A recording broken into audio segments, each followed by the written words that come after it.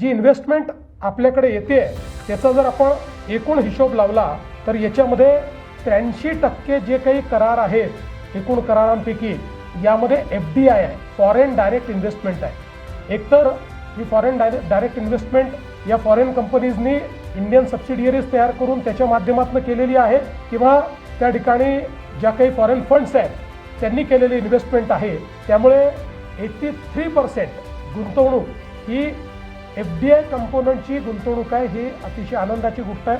16% गुंतवणूक अशी आहे की ज्याच्यामध्ये ज्या काही फायनान्शियल इन्स्टिट्यूशन्स आहेत किंवा टेक्निकल जे काही त्याच्यामध्ये पार्टनरशिप्स आहेत या मोठ्या प्रमाणात फॉरेन एंटिटीज सोबत आहेत. त्यामुळे आपण जर बघितलं तर या गुंतवणुकीमध्ये FDI कमी आहे पण त्या गुंतवणुकीमध्ये फॉरेन टेक्नॉलॉजी आहे आणि विशेषतः यातल्या गुंतवणुकी इम्पोर्ट सबस्टिट्यूट म्हणून या ठिकाणी येत आहे. म्हणजे ज्या गोष्टी आपण इम्पोर्ट करतो त्याचं सबस्टिट्यूशन करणाऱ्या गोष्टी या गुंतवणुकीतनं आपण तयार करणार आहोत.